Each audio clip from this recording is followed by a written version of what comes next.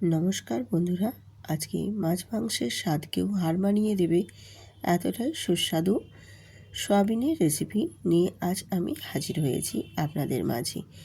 সয়াবিনের এই রেসিপিটি এতটাই সুন্দর হয়, ছোট বড় সবাই খেতে পছন্দ করবে।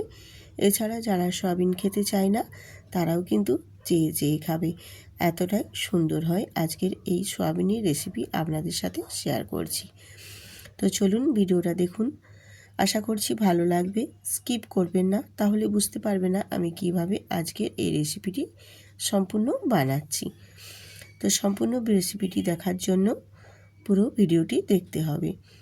তো দেখুন, রেসিপিটি বানানোর জন্য আমি এখানে সয়াবিনগুলোকে নুন দিয়ে প্রথমে একটু ভাপিয়ে নিচ্ছি বা সেদ্ধ করে নিয়েছি। তারপর ঠান্ডা জল দিয়ে ধুয়ে নিয়েছি পরিষ্কার করে।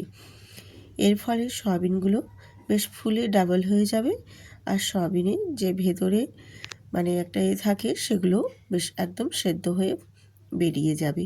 বেশ সুন্দরভাবে সয়াবিনগুলো একদম রেডি হয়ে গেছে। এরপর আমি চলে যাব গ্যাসেতে।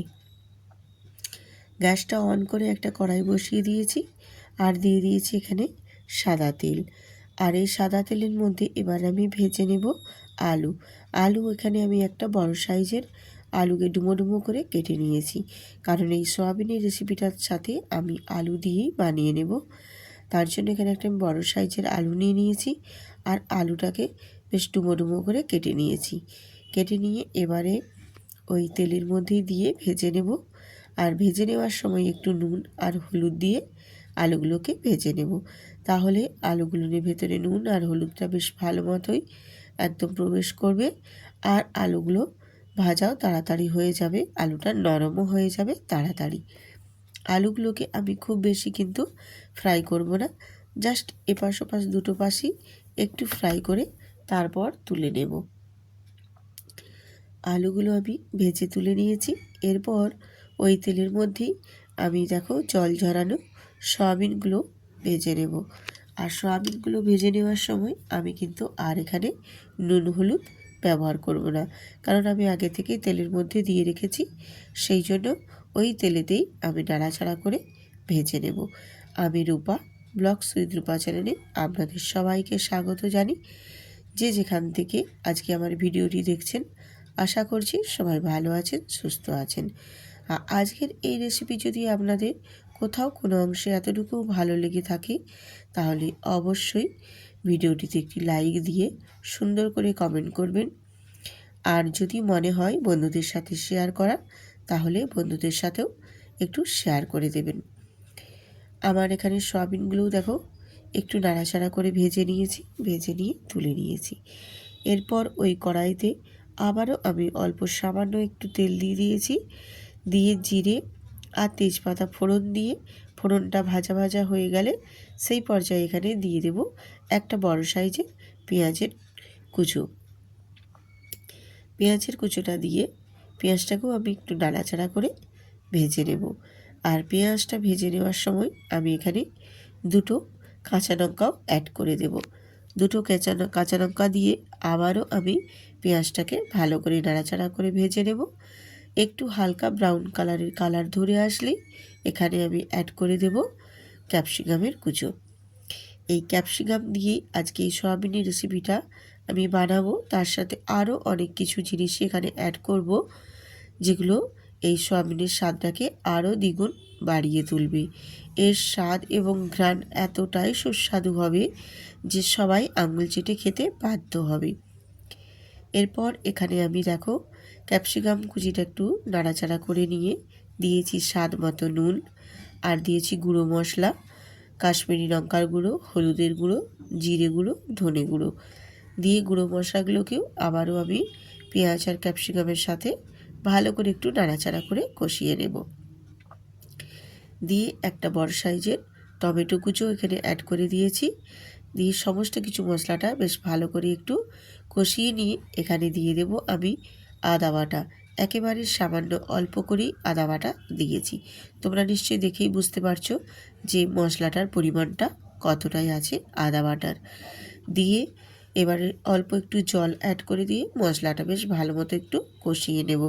আর মশলাটা ভালো মতো একটু কষিয়ে নেওয়া, মশলার গা থেকে যেন তেলটা ছেড়ে বেরিয়ে আসে, এই পর্যায়ে পর্যন্ত মশলাটা বেশ ভালো মতো কষিয়ে নিতে হবে। তাহলে মশলার যে একটা কাঁচা গন্ধ থাকে, সে গন্ধটাও কিন্তু বেশ সুন্দরভাবে চলে যাবে। এখানে সামান্য অল্প একটু জল দিয়ে আমি মশলাটা আবার একটু কষিয়ে নিয়ে দিয়ে দিয়েছি এখানে হাফ চামচ কাসুরি মেথি। কাসুরি মেথি দিয়ে আবারও আমি মশলাটাকে একটু কষিয়ে নিচ্ছি। মশলাটা যত ভালোভাবে কষানো হবে, এই রেসিপির স্বাদ এবং টেস্ট দুটোই কিন্তু ভীষণ আসবে, খেতে ভীষণ ভালো লাগবে। এর এতটাই সুগন্ধ ছড়িয়ে পড়বে এই রেসিপিটা, যে তোমরা বুঝতেই পারবে না যে এত টেস্টফুল হয়, খেতে ভীষণ সুন্দর। একবার বানিয়ে দেখতে পারেন। এরপর আমি এখানে ভেজে রাখা আলু আর সয়াবিনগুলোকে দিয়েও মশলার সাথে খুব ভালো করে একটু নাড়াচাড়া করে কষিয়ে নেব। এই রকমভাবে কষিয়ে কষিয়ে যে কোনো রান্না করলে তার স্বাদ কিন্তু আরোই সুন্দর হয়। যে কোনো মশলার সাথে কষানোটাই মেন। কষিয়ে সুন্দর করে রান্না করলে তার যতটা টেস্ট আসে, খেতেও ততটা সুন্দর হয়। এরপর আমি এখানে কিউব কিউব করে একটু বড় করে পেঁয়াজের টুকরো কেটে নিয়েছি, একটা বড় সাইজের পেঁয়াজ। সেটাকে আমি আবারও ওই মশলা সয়াবিন সবের উপরে দিয়ে একটু নাড়াচাড়া করে কষিয়ে নেব। কষিয়ে নিয়ে এখানে দিয়ে দেব আমি গরম জল। অবশ্যই এটা মাথায় রাখবে যে এই রেসিপিটা বানানোর জন্য যেন গরম জলই ইউজ করা হয়। আমি এখানে পরিমাণ মতো দিয়ে দিয়েছি গরম জল। গরম জলটা দিয়ে একটু নাড়াচাড়া করে নিয়ে এরপর আমি এবারে একটা ঢাকনা দিয়ে ঢেকে দেব, যাতে করে তরকারিটা খুব সুন্দরভাবে একদম রেডি হয়ে যায় আর আলুগুলো সেদ্ধ হয়ে যায়, আর গ্রেভিটাও অনেকটা কমে গিয়ে তরকারিটা বেশ সুন্দরভাবে রেডি হয়ে যায়। এই জন্য আমি এখানে একটা ঢাকনা দিয়ে ঢেকে দিলাম। কিছুক্ষণ পর ঢাকনা খুলে তোমাদের দেখিয়ে দিচ্ছি। দেখো, গ্রেভিটা অনেকটা পরিমাণেই কমে গেছে, তরকারির কালারটা পুরো একদম অন্যরকম হয়ে গেছে, আর আলুগুলোও কিন্তু বেশ সুন্দর করে সেদ্ধ হয়ে গেছে। তোমাদের আমি দেখিয়েও দিচ্ছি আলুটা কত সুন্দরভাবে সেদ্ধ হয়ে গেছে।